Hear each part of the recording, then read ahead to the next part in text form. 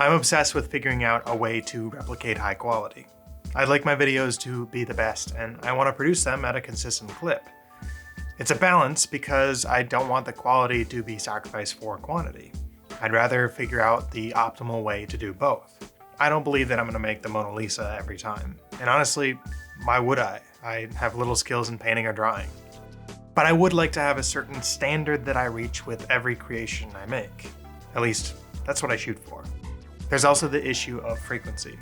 I want to post a video once a week, every week. Somehow I got it into my head that producing these concepts would take less than a week. And then I thought I could just replicate the process every single week. But in practice, it turned out to take longer than that. When I pushed myself to fit within those restrictions to meet those deadlines, I end up being burnt out. Just look at my posting history. So where does that leave me? Well, I don't want to abandon quality for quantity and vice versa, but I have realized something. I think that I can have a little bit of both. In order to build a consistent, high-quality volume of work, you have to put quantity first, with an eye on quality. Hi, my name is Ben Hillman, and this is some Slacker stuff. I'm searching for meaning in digital awareness. If you're new here, welcome. But if you're coming back, and you've subscribed, then here's something just for you. Don't worry, I've got unlimited quantity of this. For subscribers only. Never let quality hold you back. Quality is defined as the standard of something as measured against other things of a similar kind, the degree of excellence of something. In terms of art, there's typically a consensus on the value judgment of a specific piece. While some people do not like the Mona Lisa, it is generally agreed upon that it's a masterpiece. Yes. Individual tastes are going to vary. But if the standard you are referring to is about the technical specifications, then that is objective quality. Data points and numbers determining the value of something are pretty much impossible to argue against. Let's take a feature film, for example.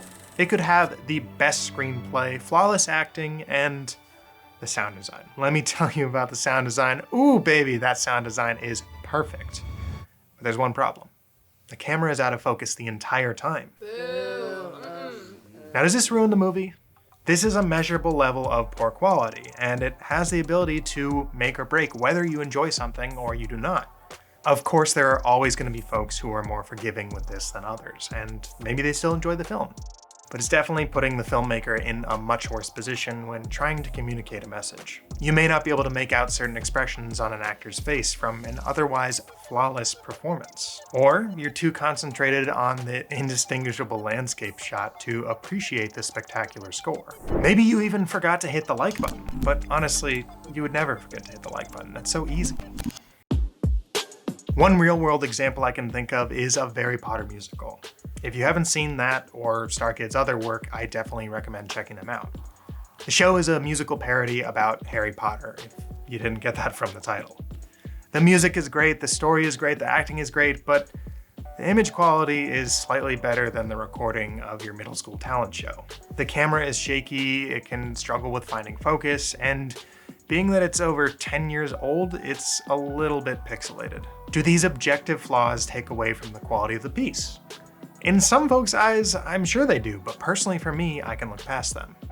There are definitely other cases where a flaw does not ruin one's opinion of a piece of art. What's a movie or a piece of work that you love despite its technical issues? Let me know in the comments below. Now, looking back at a Harry Potter musical and its context, it's clear that the videos weren't recorded with the purpose of being put online. But the musical ended up being a cult sensation, and so every video that they posted since then has improved quality. In a way, quality is context. From this measured view of quality, it's definitive, but accounting for individual tastes is a completely different beast. It depends on who the audience is. I may not be into country music, but I recognize that there is a section of folks who appreciate it with gusto. And this can apply to many different things, whether it's paintings, podcasts, or ping pong. You can absolutely judge something, but your opinion is not always the deciding factor when it comes to determining a piece's success.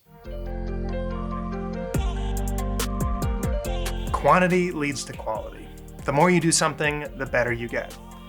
Yes, you may not become an elite basketball player overnight, but if you shoot 1,000 free throws, your ability to make free throws will improve. There's a story about a pottery class. A teacher splits the class into 2 different groups. Group A creates 1 pot each day for 30 days. Group B creates only 1 pot over the same 30 days. At the end of the 30 days, the teacher judges the different pots. Group A has created higher quality pots. The reason? They weren't concerned with crafting perfection. Instead, they were just creating. They were creating based on what they learned from the previous pot. The first pot the members of Group A made was definitely not as good as the 1 pot that Group B made. But each time Group A made a pot, they did so knowing about the successes and the failures of the previous pots. Then, eventually, Group A started making pots that were way better than Group B's. This isn't just a lesson restricted to pottery or basketball, however. Take a YouTube video. Look at the first YouTube video that your favorite creator made and compare it to their latest. You're gonna notice some things. You learn more things about shot composition and storytelling as you create. And I know it can be disheartening when you're just starting out and you don't know what you're doing. For me, I looked at folks doing what I was doing, and in my mind, it was the exact same thing. We're both uploading to the same platform after all. But in reality, this person that you're stacking yourself up against has been here longer. They have the credibility to be where they are. They put in the work. If you spent as long as this person did working on their craft with yours, you'd probably be in a similar situation. I know a lot about this, so much so that I have plenty examples of old work that I never want to see the light of day. But you're in luck. Over on my Patreon, I've started reacting to some of my old videos from when I first started out. Did you know that I daily vlogged for an entire year when I was in high school? You can find out more about that by going to patreon.com/slackerstuff or by clicking the link in the description below. So after examining quality and quantity, where do you start? This can be the hardest part, and I felt that way when I started making YouTube videos. My suggestion? Start with a format. Initially, I was opposed to creating within a format because I didn't want to be told what to do. I wanted my work to speak for itself. But if I were to just write a script without any direction, my messaging might get lost. Instead, I try to create videos based on the 5-paragraph essay. If you go back through this video you just watched, you'll recognize I have an intro, a thesis, supporting arguments, and I'm trying to get to the conclusion. I don't always use a template, and I don't expect to each and every time. But it does allow me to talk about a topic I care about without worrying about a shaky foundation. And think about when you last wrote essays in grade school. No 2 essays are the same, and if they are, I promise I won't rat you out. I'm sure we're all familiar with the phrase, work smarter, not harder. What are some techniques that you can deploy in your work that will help you get to that end result faster without sacrificing your creativity? If you're starting a tutorial series, look at other tutorial creators on YouTube. It could be a video editing channel, a sewing channel, or a sports channel. They're all pretty much the same structure. Show the problem, show the solution, teach the solution, show the progress.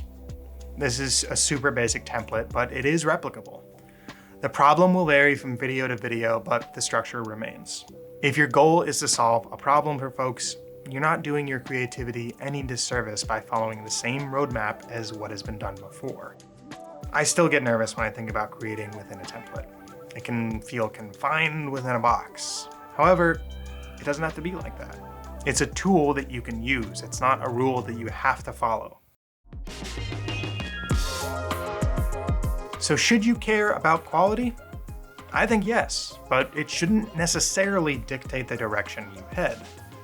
It's about context. If your intention is to tell a story and have it be understood by as many people as possible, then listening to the feedback of your target audience is critical. If you are simply looking to create and build upon your skills, then repeating a similar process like crafting a new pot every day for 30 days will help you get there. If you're creating an art piece over and over again, some recurring themes and techniques might appear, and you will be able to determine building blocks and signposts to make future work easier. Once you have that template, it can be adapted, it can be changed, and it can even be thrown out altogether. Just start over. Just don't let quality hold you back. Instead, use it as something to aspire to. And as always, I'll be here next time.